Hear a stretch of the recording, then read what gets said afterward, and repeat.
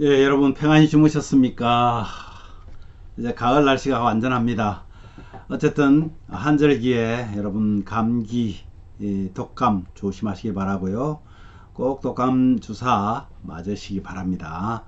오늘도 하나님께서 함께 하실 것입니다.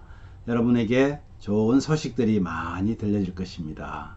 우리 하나님께 기대하면서 사도신경 고백하고 10월 13일 수요일 아침 기도를 우리 하나님께 올려드립니다. 나는 전능하신 아버지 하나님, 천지의 창조주를 믿습니다. 나는 그의 유일하신 아들, 우리 주 예수 그리스도를 믿습니다.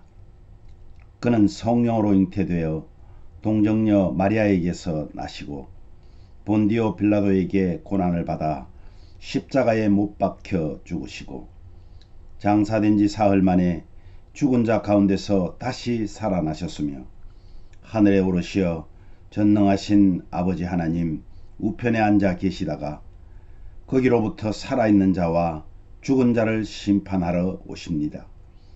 나는 성령을 믿으며 거룩한 공교회와 성도의 교제와 죄를 용서받는 것과 몸의 부활과 영생을 믿습니다. 아멘. 따스한 성령님, 우리 찬양 함께 올려드립니다.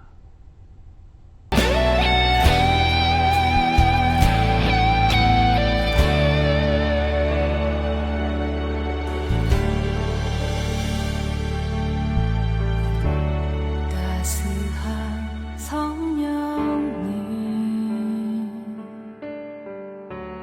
마음으로 보내 내 몸을 감싸며 주어지는 평안함 만족함을 느끼네 사랑과 진리에 한 줄기 빛 보내 내 몸을 감싸며 주어지는 평안함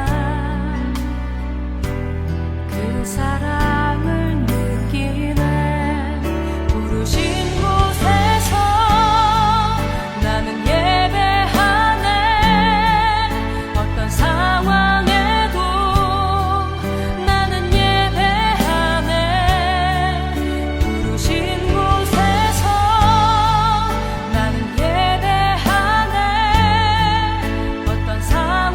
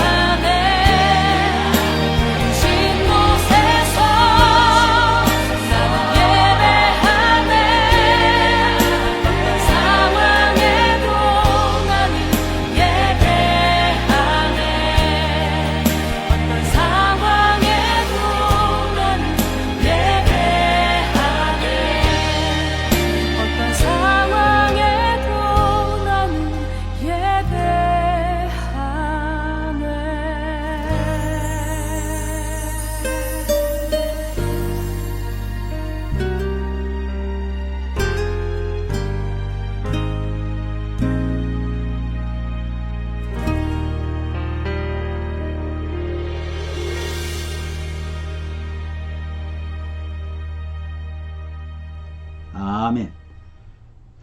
예, 오늘 말씀은요, 창세기 33장 12절에서 20절 말씀입니다. 오늘 말씀을 19절 20절을 함께 읽도록 합니다. 19절 20절을 우리 한 목소리로 봉독합니다. 그가 장막을 친 밭을 세겜의 아버지 하몰의 아들의 손에서 백크시타에 샀으며 거기에 제단을 쌓고 그 이름을 엘로헤 이스라엘이라 불렀더라. 오늘 말씀을 제가 예배가 우선인 성도라는 제목으로 함께 해봤습니다. 여러분, 우리가 살아가는 데 있어서 필요한 많은 것들이 있는데요, 에서가 어떻게 했는가, 또 야곱은 어떻게 했는가를 보면서 함께 하겠습니다. 여러분, 에서가 동행하고 이제 이 야곱을 극적으로 만났잖아요. 그런데 에서가 뭐라고 그러냐면, 내가 너와 동행을 하겠다, 너를 보호해 주겠다, 이렇게 말합니다. 근데 야곱은 자신의 가족들과 가축이 연약하고 그리고 천천히 가야 되기 때문에 형님 먼저 가시라고 얘기를 하는 거예요. 그리고는 또 야곱 곁에 호위병을 붙여서 호위해 주겠다면서 종을 머물게 하려고 합니다. 그때도 그는 호위를 사용합니다. 에서가 세일로 돌아가고 야곱은 숫곳의 집과 우사를 짓습니다. 그리고 야곱이 가나안 땅 세겜에다가 장막을 치고 그 밭을 산 후에 제단을 쌓게 되죠. 오늘 이 말씀의 내용을 이렇게 쭉 보면서요, 에서가 야곱에게 정말 극적으로 화해를 쌓고 서로 용서하고 그러면서 야곱에게 함께 가자고 말합니다. 여러분, 자신이 길을 안내하겠다는 그런 에서에게 야곱은 정말 자신이 생각했던 것을 완전히 뒤엎고 잘 해주는 그 형의 호의를 아주 조심스럽게 거절합니다. 호의돼도 공손히 사용을 합니다. 왜 그랬을까요? 아마 우리가 생각하기로 저와 여러분이 그렇게 생각할 거예요. 워낙 에서가 무서워서, 그죠? 혹시나 마음이 변해가지고 또 자신을 또 괴롭히지 않을까, 뭐 이런 생각을 했는지 모르겠습니다만은, 사실은 그것보다는 가장 큰 문제는 뭐냐면 자신이 하나님께서 지시한 땅으로 가야 되는 것이 맞기 때문에 그렇습니다. 하나님께서 야곱에게 지시한 땅이 바로 숫곳이었기 때문입니다. 우리에게도 하나님께서 말씀해 주신 목표가 있습니다. 여러분, 여러분에게 하나님은 무엇을 목표로 하고 계실까요? 내가 할 수 있는 것이 뭘까요? 하나님의 영광을 위해서 내가 어떤 일에 사용되고 있을까요? 이것을 여러분 꼭 한번 깊이 생각해 보는 그런 하루가 되었으면 좋겠습니다. 보통 하나님과는 약속하지만 문제가 해결되고 나면 우리 어때요? 그냥 잊어버리잖아요. 고스란히 잊어버리는 경우가 참 많습니다. 그러나 야곱은 약속하신 말씀을 기억했다는 겁니다. 그래서 야곱은 자기 곳으로 가고 에서는 자기 곳으로 가고 또 야곱은 하나님께서 지시한 숫곳으로 그는 돌아간다. 그래서 형과 함께 갈 수가 없었던 것입니다. 숫곳으로 돌아가 그곳에서 이제 자신을 위해서 집을 짓습니다. 또한 짐승들이 머물 수 있는 그런 우사를, 외양간을 만듭니다. 야곱이 하나님의 지시한 땅으로 와서 그곳에서 하나님께서 주신 지시한 그 땅에서 머물기를 그는 순종하고 있는 것입니다. 그리고 하몰이라는 사람에게서 백크시타의 값을 지불하고 땅을 샀다. 이 백크시타가 사실은 얼마인지는 성경에 나와 있지가 않습니다. 그래서 보통 이제 학자들이 그 당시에 이제 고전을 보면서 생각해낸 것이 약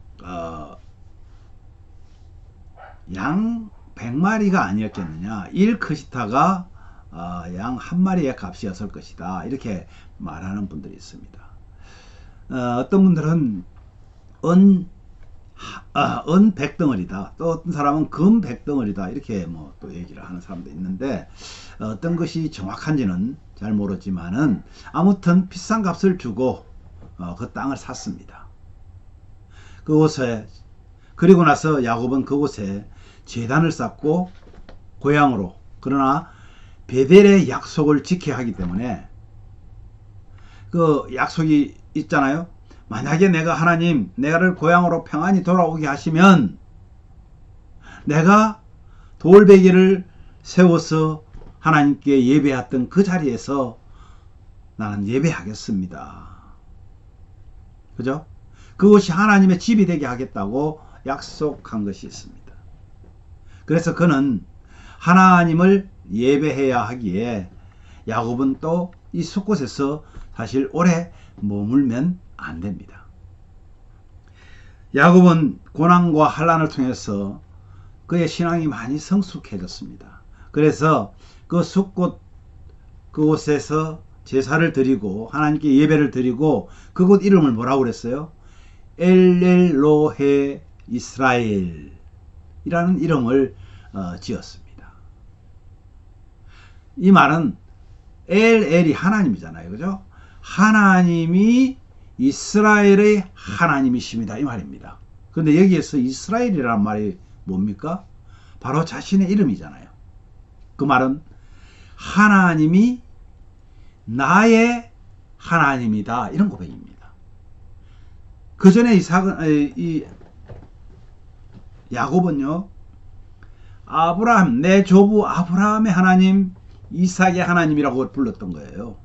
그런데 이제는 나의 하나님이라고 부르고 있습니다. 이전에 그의 호칭과 하나님의 호칭이 달라진 것이죠. 그런데 이제는 나의 하나님이라고 부르는 그 고백을 하나님 기뻐하지 않겠습니까?